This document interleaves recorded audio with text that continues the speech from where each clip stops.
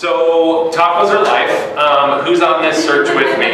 I've eaten tens of thousands of tacos. I've led hundreds of executives and leaders and friends taco tours to Mexico City, other parts of Mexico, LA, Salt Lake City. This is all about the food, but it's also about the experience. Throughout my life, both personal and professional, I've come to appreciate that by small and simple things, there's a tremendous impact for good and bad. Like this little guy, I've been in Utah for 2 years and I've had 5 flat tires because of a nail or a screw, which makes me very angry. It's painful and it's very expensive. So small things that have a big impact. In all of my taco pursuits, I've started cueing into the fact that the truly skilled taco masters are exceptional at creating an awesome customer experience. They're grilling it right in front of you, they're talking to you about your day, what you want, you got the shared love of food, and inevitably how you're doing.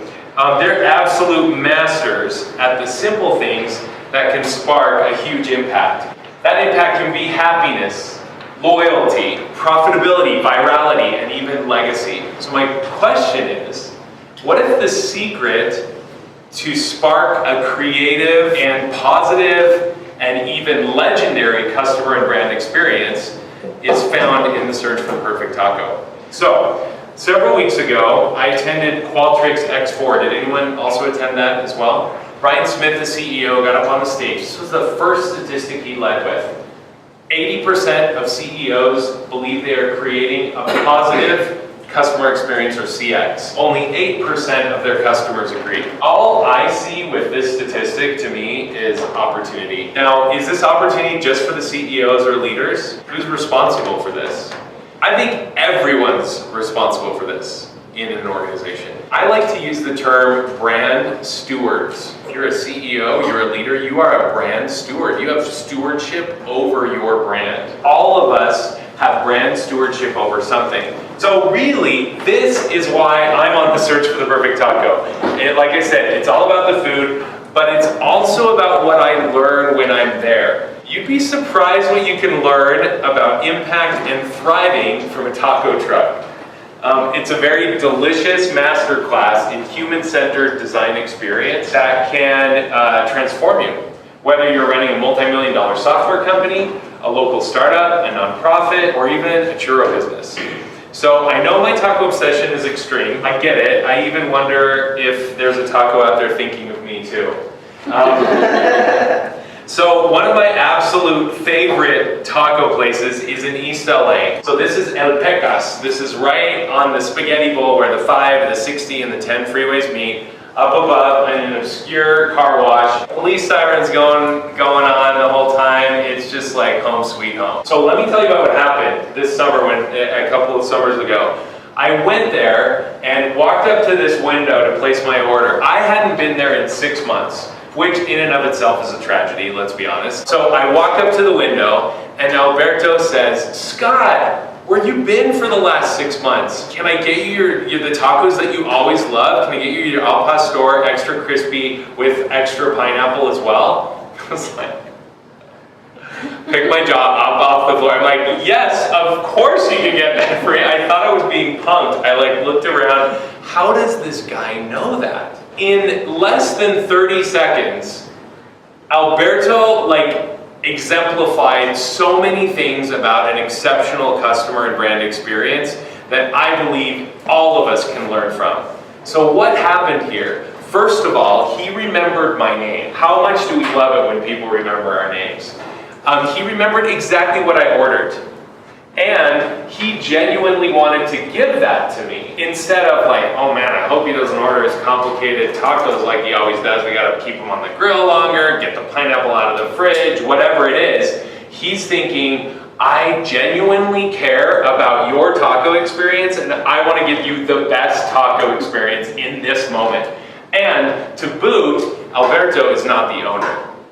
So you can imagine that maybe from the owner, but Alberto was not the owner. Imagine in whatever business or leadership position that you have, if everyone in every position of your company or organization acted like Alberto did, remembered people's names, genuinely wanted to provide something great for them because they cared. Imagine what that would be like, and imagine how much that could transform our organizations. This has had such an impact on me. I've obviously shared this with thousands of people, and it's made me think a lot about the impact that brands have on us every day. Every single day, we have thousands of brand interactions. I want you to take just a quick second right now and think and look at yourself and think about how many brands you are interacting with in this very moment. Think about how many brands, more or less, do you feel like you are wearing or in your general vicinity, and the products in your hair, in your eyes,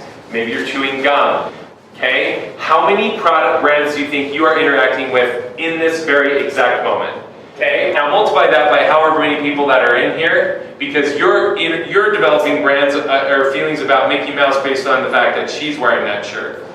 This is our life. We live this all the time, every day. And so as brand influencers, brand stewards, what are we doing to influence the way that people think and feel, where they're going to be spending their time and money, what they're going to be sharing online or in person with other people? How are we influencing that for good? I believe, specifically because of this, I believe that businesses are uniquely positioned to change the world. If businesses can dial up the positivity of their customer and brand experience, even just one notch, but imagine if they dialed it up multiple notches and increased levels of positivity around the world, imagine how happy a place this would be.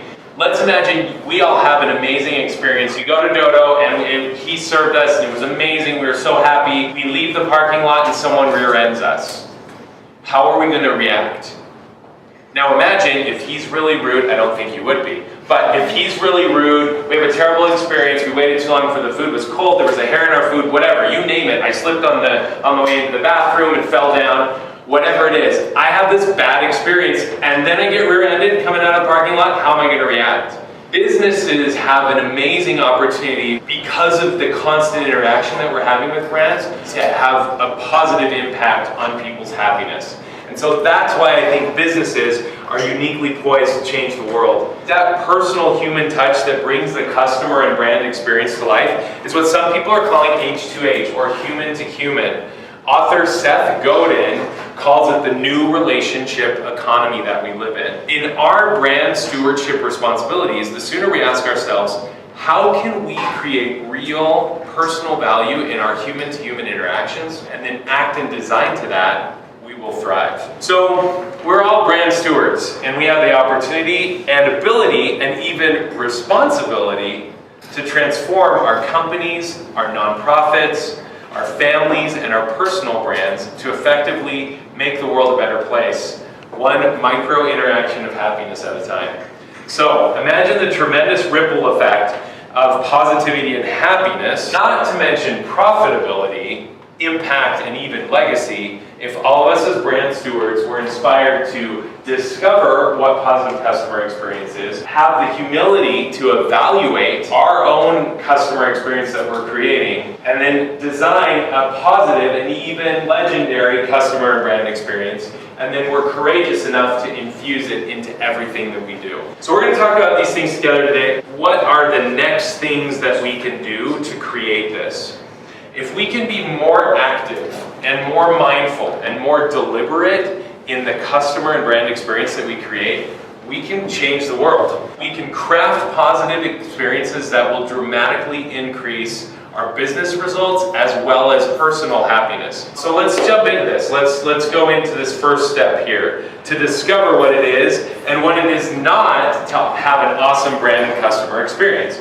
So this is what I've discovered, and the kind of principles and elements that I've culled from my own personal experience. We'll just use the acronym TACO. So first of all, we've got the fundamentals, always a positive, different, and special experience, consistent commitment, and the wow. Oh wow. Okay, so let's talk a little bit about this. The fundamentals. If you make electric cars, Your electric cars have to be good. If you make burgers at Dodo, the burgers have to be good. If you're making handbags for people to come back and have a good experience, your handbags have to be awesome. Whatever it is, the fundamentals is service, product, whatever, it's got to be good. Thinking about the quality, the reliability, the performance of whatever it is, it's got to be good.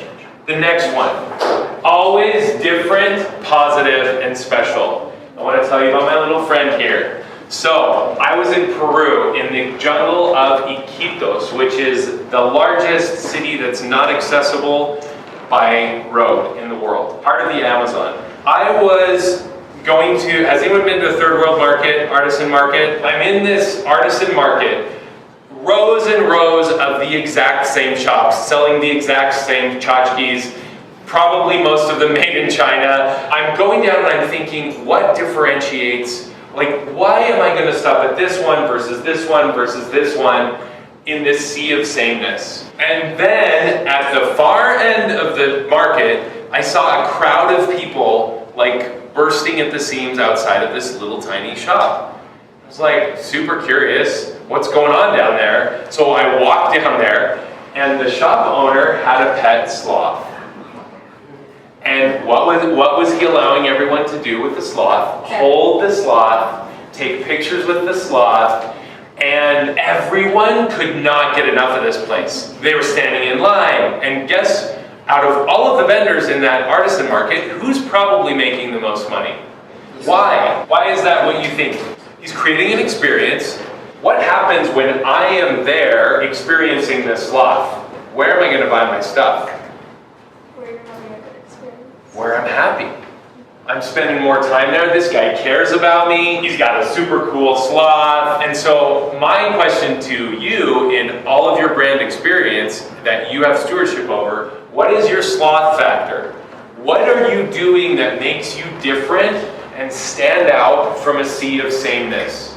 I'll tell you, when we're at food truck roundups and everything, we get so many comments about our ties and our collared shirts. Because what do people normally wear when they're in a food truck? Grungy t-shirts, is that what you said? Greasy. Greasy, yes, exactly. Greasy t-shirts. You've got to do something that's special, different, and positive.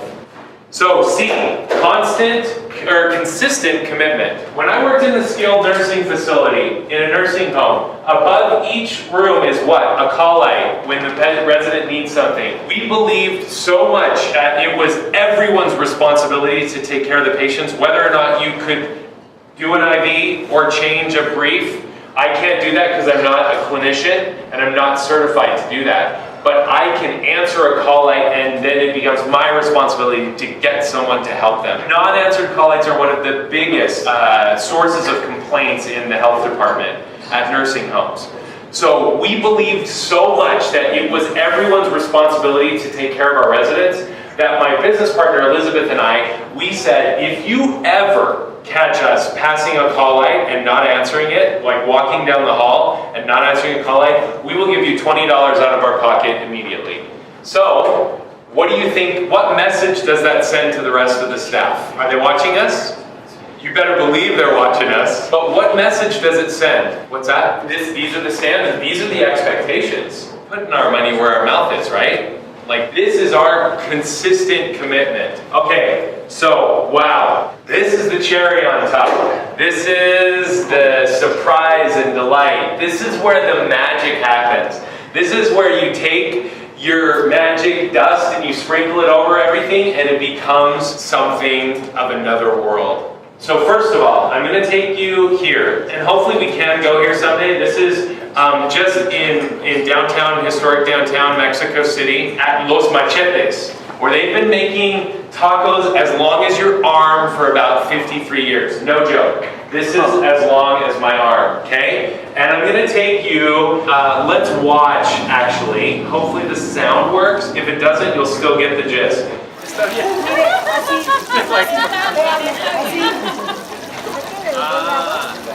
Fácil.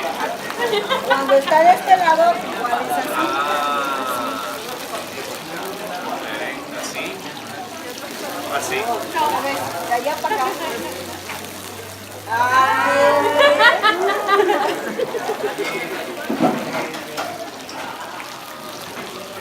pobrecito machete. Ya me pareció. Okay. Muy bien. All right. So this, I have shared this with thousands of people. This to me is textbook human-to-human interaction. This is textbook wow. They invited me to be a part of their brand. Come behind the scenes. Make the tortilla, make the tacos with them. Mess up. Like I was pathetic at flipping those tacos. I am engaged with them on a very visceral level, and this is what opportunity we have to do with all of our brands. Do you think that they understand the value of engaging with me as a customer? Absolutely. I mean, there's no joke. They've been in business for 53 years. They get this. And if you go back and look at this, the fundamentals, right? The tacos are good. The always different special. What is different about these? Have you ever seen taco shells this long in your life? No, me either. Awesome. The consistent commitment to each other, to the team, to the customer, to the experience. Can you feel that commitment from them? Oh, totally. And then of course the wow, right? To even further discover what exceptional is, we also need to understand what it's not. So let's take a look at this. So a year ago, I was in Columbus, Ohio. I obviously went to go get tacos for lunch. Very mediocre taco, not worth talking about. And then on my way, I was frantically trying to postmark my business taxes to get them dated with this date to get them in on time. So fully understanding that I'm racing into a competitor of the United States Postal Service, I walk into FedEx and say, "Where's the nearest post office?" And she says to me, and I quote, "It's not my job to tell you that. There's nothing in it for us if I tell you that." She actually said that. And then I was in total disbelief. I repeated back to her, I said, "Wait, there's nothing in it for you?" Okay, so what do you guys think about that? How do I feel about FedEx as a brand? You're not going there again. Why do you say that? Because if it's not their job to do something like that, then what is their job to do? Exactly, right? Totally. What else do I feel about FedEx? What's in it for you to be their customer? It's a very adversarial attitude. Interesting. Adversarial. It's not even just like neutral. It's very confrontational and adversarial, right? Yeah. Have you guys had experiences like this? With your cell phone, with your insurance, with an airline, with you name it, right? This is our life. And whether we've had experiences like this, or whether you've seen the viral video of Dr. Dow getting reaccommodated on his flight from United Airlines, right? That went, everyone in the world saw it. So maybe not necessarily something to that level of severity, but we've all had terrible customer and brand experiences. They all have just really negative impacts on what we think, what we feel, where we're going to be going next time. So like I mentioned, I'm a total customer experience nerd. So I'm taking pictures everywhere I go. Let me walk you through a couple. This was literally a couple blocks from here, okay? So I pulled up to park, and this is what I see. Okay, first of all, how are you feeling? Not even reading any of the signs. But it's like, no, no, no, no. It's take a ticket. We do not work for the post office. No debit cards. Where are you going? Oh yeah, make it a great day, right? Okay, so really off-putting. And then this one in Spanish from Mexico City, a street vendor. I don't trust anyone anymore because I've lost friendships, I've lost money, and I've lost clients.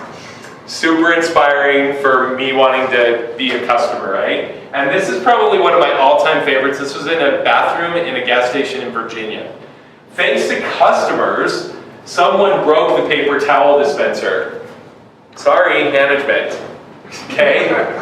So what's going on here? What is happening? You haven't even interacted with a human yet, and you're already like, whoa, they're blaming me or someone like me for XYZ. So it turns out that when we have negative customer and brand experience, only 13% of us return to buy. That means that 87% of us are going to the competitors to buy. So crazy amount of impact. Now, a couple of weeks ago, it was a Friday night, I was at another churro event, and I get a notification that we got a Yelp review.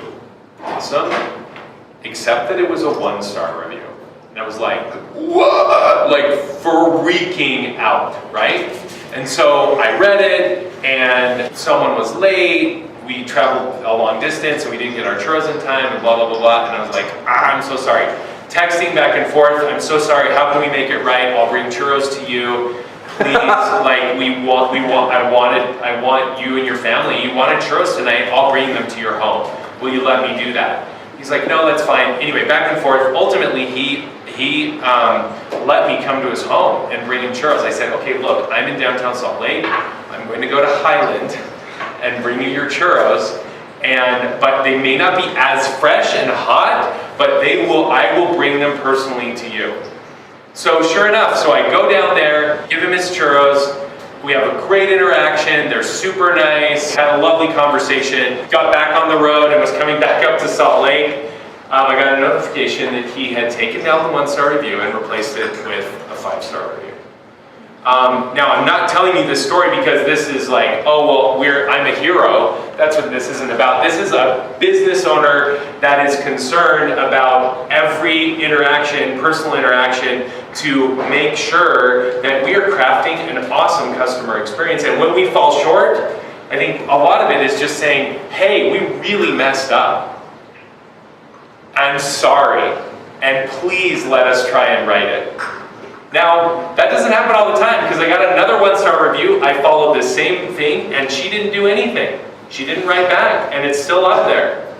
And something went wrong and we messed up. So it's not always a foolsafe solution, but we have to do everything we can to turn this around. And when you're committed to customer and brand experience, that's what happens. But let me just share you really quickly. My friend, I was presenting at UVU, and my friend, he's a terrific business professor at the MBA program.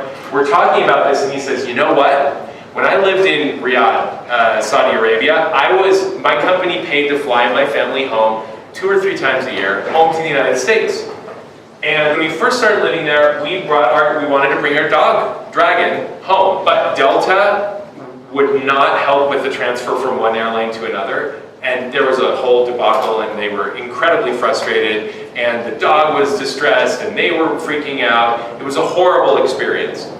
Because they had such a bad experience, Delta ultimately, in the years subsequent, ended up missing out on over $150,000 in ticketed revenue from that family. From one family that decided they had such a bad experience, they're never going back to Delta. So does this matter? Like I said, I've been a student and absolutely obsessed with customer experience for years. My customer experience obsession started when I got my first nursing home that I ran. This is in the Pasadena area. Over 200 direct competitors within a 10-mile radius. We were bankrupt when we took it over. It was a small facility. It was about 80 years old. What in the world? We had no money, and I was thinking, what in the world am I going to do? Where's my sloth factor? How am I going to stand out among all of the other facilities that are out there? How am I going to win over doctors? Our goal was to get doctors to send their mothers and fathers to our facility if they ever need to be cared for.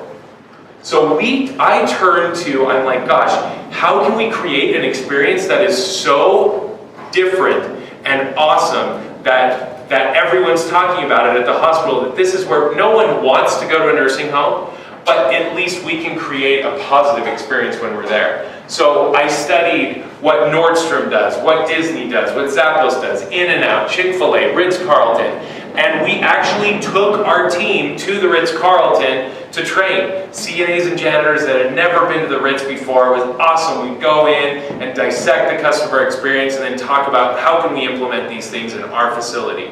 We would tell the doctors and the nurses at the hospital, we have a world-class service. And we train our staff at the Ritz-Carlton. They're like, what? Who does that? And then they would come and they would feel the difference. The floor was shiny. We had fresh, cold water for everyone when they walked in the door. Our team was friendly. When Elizabeth and I would sit down with future CNAs and nurses and we interviewed them, and we said, look, here are the expectations. We want you to recognize people by name, not numbers, not like 28A needs a new IV. That person is an individual, a human that has a name. We call people by their names. Look people in the eye. We want you to smile, and we all answer call lights. Can you help us do that? And if people are like waffling, I don't think I'm going to do that, we're like, awesome. Thank you for coming in. Please go and work for our competitor because we don't want you here. We have an expectation that we're treating people as a lady or a gentleman. That's what the Ritz-Carlton is. Their motto is, ladies and gentlemen, serving ladies and gentlemen. That's what we wanted people to feel when they were in our nursing home. So going from bankruptcy to a year later, we had $4.5 million in revenue in that nursing home, and I attribute that to a very dedicated staff that was committed to delivering on an exceptional, world-class customer and brand experience. So what is that impact? Why do we even care? What's the point? So if we have the best or positive customer experience, this equals 140% customer spend, according to the Harvard Business Review. Revenues increase 15%, according to a McKinsey study, as well as costs are decreased 20%. Loyalty skyrockets, happiness skyrockets, all because we create a positive customer experience. So these are very tangible results that can come. So what does this look like in real life? Let me take you to another experience. So Surf Air. So we launched the first all-you-can-fly membership airline, and one of our first pilots, Mike Flint, told us when he started, we're like, we want to create the most exceptional customer experience. And so we told it, and we were like, well, how do you do this? He said, you know what? I'm a pilot. I've been flying people privately for years. I have a 3-click rule when I'm flying. If I hear cabinets or drawers or something click 3 times behind me when I'm flying, I'm like, obviously people want something and they're not finding it in the back. So I was taking 3 women on a private plane to somewhere in California, and they're clicking. He hears 3 clicks. He's like, ladies, what can I get for you?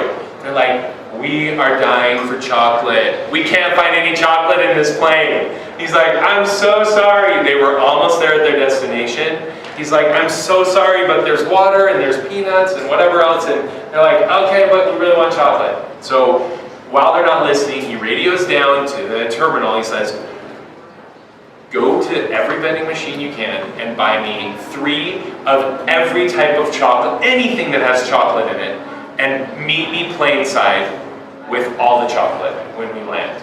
He goes down, spends no more than $20, buys all the cheap chocolate that he can possibly find. As you can imagine, get off the plane, cheap chocolate in a basket, the women freak out. They lose their minds. They're like, what? I can't believe you did this for us. This is so amazing.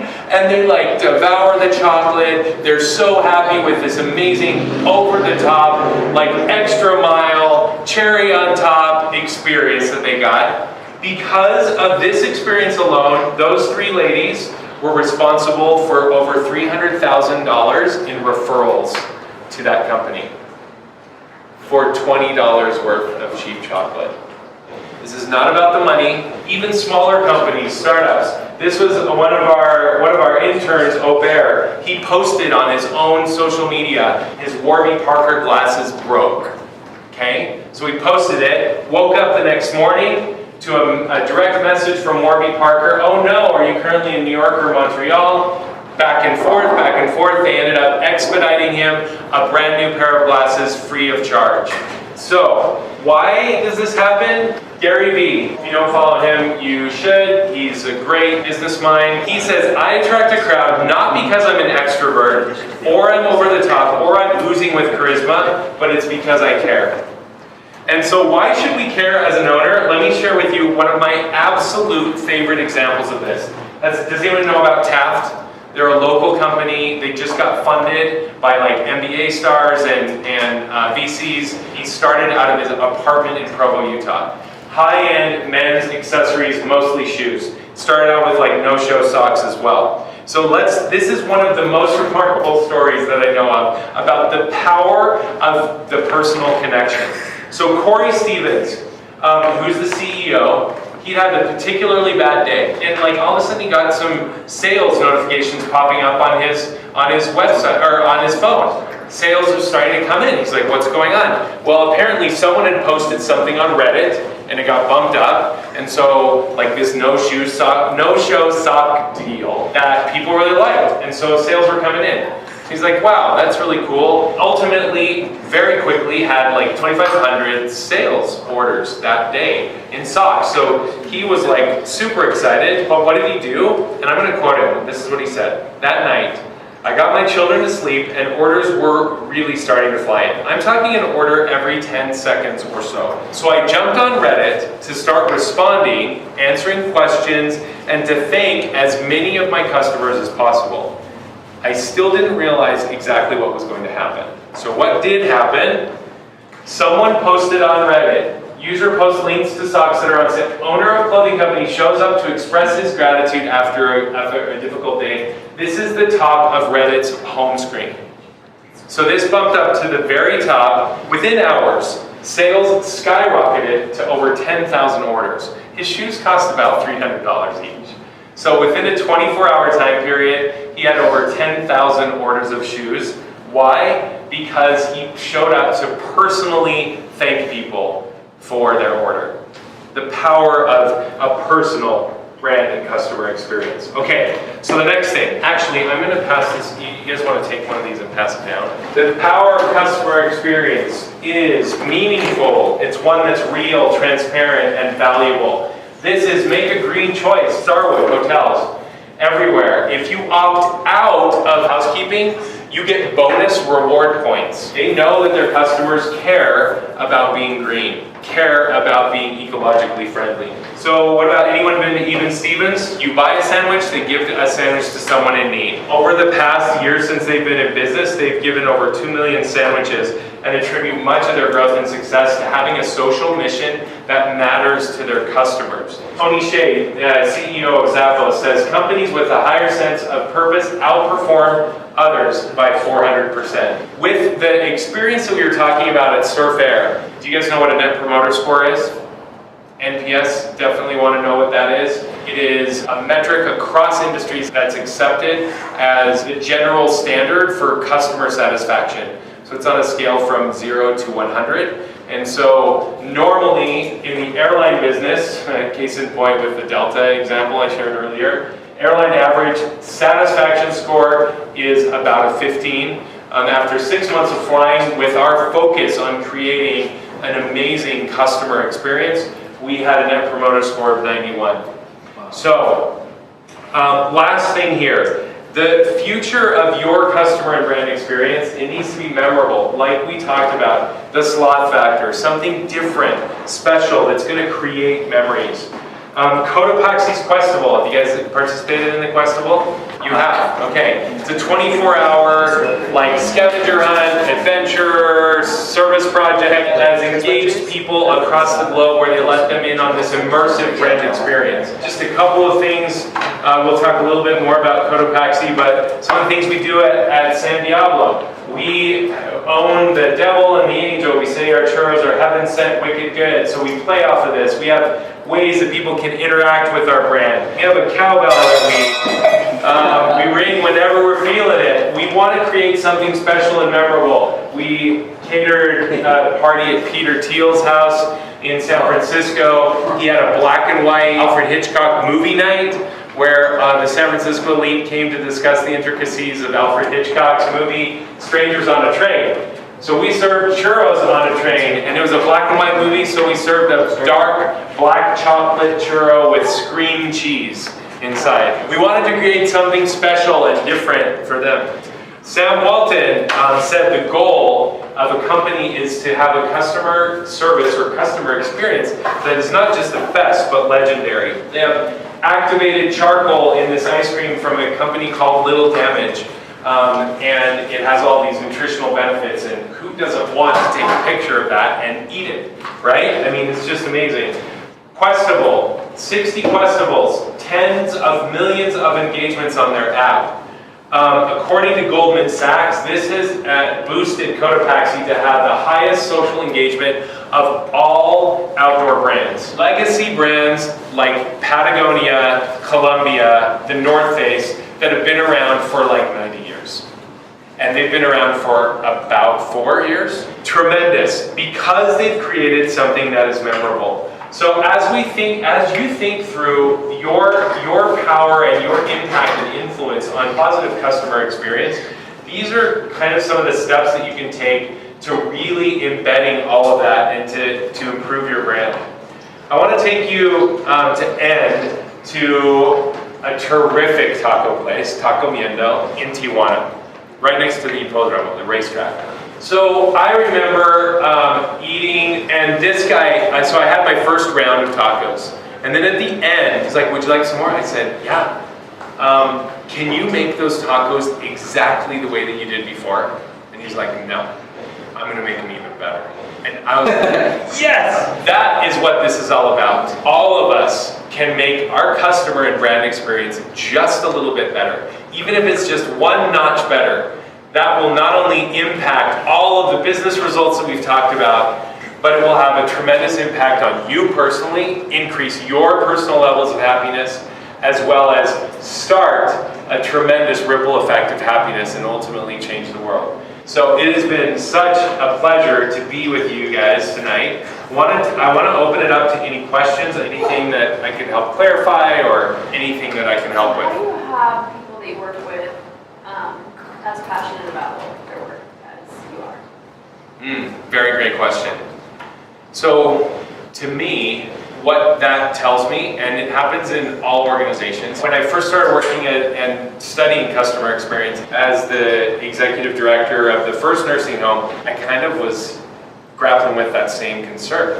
We have this awesome mission statement, awesome values we frame, we put on the wall, we train in orientation, we talk about it at staff meeting, but what guarantee do I have as the CEO? What assurance do I have that everyone at every level of the organization buys into this? How do I make sure that they're helping us deliver on this awesome customer experience?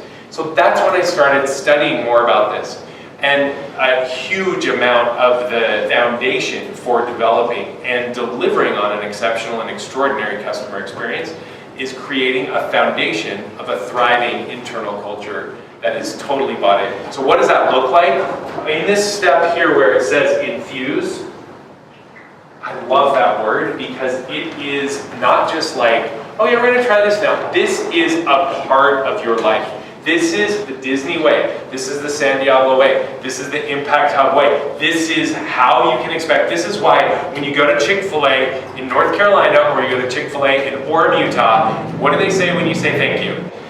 It's my pleasure. They do it everywhere. Guaranteed. Guaranteed. I have friends that have kids. I have friends that have kids that go and count how many times they can get that Chick-fil-A employee to say it's my pleasure.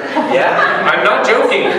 So no matter where you go, whether in Westwood, LA, or you're in North Carolina, they get these 16-year-olds to say my pleasure. The owner of Chick-fil-A is breading chicken in the back. They're bussing tables. They're putting the fresh flowers on the tables. This is the Chick-fil-A way. You have to embed these principles and define what your customer experience is at every level of your organization. So what does that look like? Did that look like, and does that look like for all the companies that I've run? It starts at the very second that you have every touch point with anyone that wants to be a member of your team. So when you're screening someone, are you screening for the right people? When you're interviewing them, like I mentioned, right, that we're interviewing our CNAs and our janitors, we're like, here are the expectations. Can you deliver on this? Do you want, we had an interview today. We're trying to create the best food experience in the world. We want people to feel the joy of food, and he's like, I can't wait. He was so excited. He's like, I've been dreaming. This is a dream come true. He was a great guy. One of his first jobs, he's in high school, super excited about joining our team to make churros because he loves churros and he loves to make people happy. Those are the people you want on your team. In Good to Great, Jim Collins' book, one of the defining characteristics of what makes a company not just good, but great, one of them is you get the right people on the bus. So getting the right people on the bus, setting the expectation, and if they don't live up to the expectation, one of two things will happen. You will invite them to get off the bus, meaning, thank you, we don't want you to work for us anymore. Or they will voluntarily get off the bus because they don't feel comfortable. They're like, I can't live up to that expectation. I don't want to, it's too much work, I don't care. Well, great, well then go not care and work for someone else, right? So I work as a product manager, right? So most of the times I'm being hired to run a project within a specific budget, but then I know that with the budget they're giving me, I'm not giving the best product to the actual customers, right? Ultimately, I'm making a compromise with what I want the customer experience to be. So Yeah. that is a very real concern, and it's a real concern whether in your particular scenario as a product manager, you're like caught in the middle, really, right? Because you're like, I have these aspirations of creating this awesome customer experience, but I have budgetary constraints, and I have bureaucratic constraints, possibly even within your organization.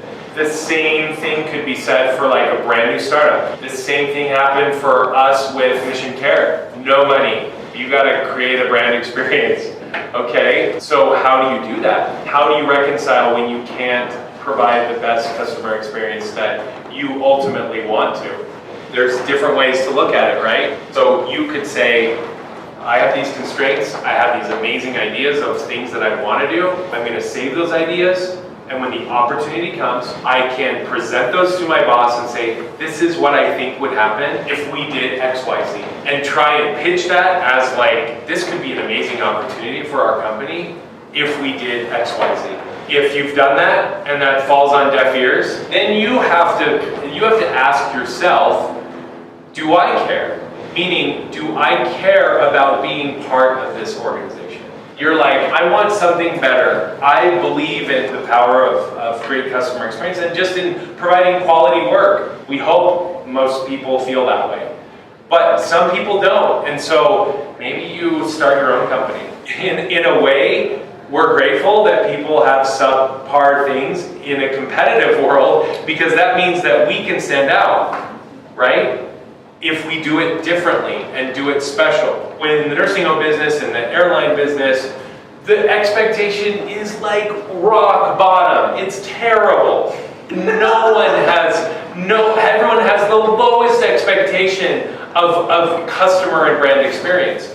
And so we go in and we like look people in the eye and we smile and we give them water and they're like, oh my gosh, you guys are the best. We love you. Like, wow, that bottle of water costs 10 cents, that smile costs nothing, that eye contact, it's because we care. And so with this sea of mediocrity, with the world that we live in where we're having like neutral to negative customer experiences, it presents big doors of opportunity, huge for us to stand out and do something different. So I think part of it is asking yourself, how much longer do I want to be a part of this? Can I do it better if I do it on my own? Can I find someone else that wants to do it better? Saving those good ideas, implementing those good ideas in another scenario. But I would suggest never losing that drive to do this. Because the world needs people like you and me and Parker and Chris and all of us in here to care so that we can make a difference and so that we can ultimately provide a better world for all of us. So, yeah, great question. Any other questions or comments? I'll leave you with those resources. Yes? The OL seems to be the most difficult part. It's the most creative part. Where do you draw inspiration? Man, this is the awesome and amazing part about setting up the foundation. Because it's really like you teach your team and you share and you get buy-in and you bring your team on board about creating something special. Everyone wants to be part of something special that's bigger than just like, I want to get a paycheck.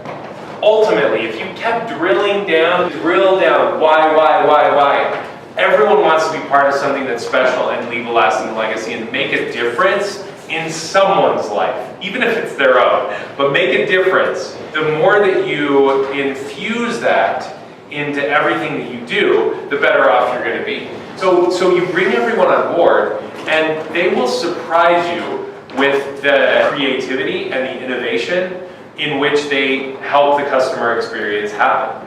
They're going to surprise you. For example, Colin, he named the churro after the birthday kid. Yeah. Ryland's Delight. We had another experience that happened a couple of weeks ago. We got a report at the end of the night. Jace and Isaac were like, it was an all-kids party. We haven't told you about this yet, but we have a secret menu. One of the items on our secret menu are roasted crickets. So we put those on top of your churro if you like.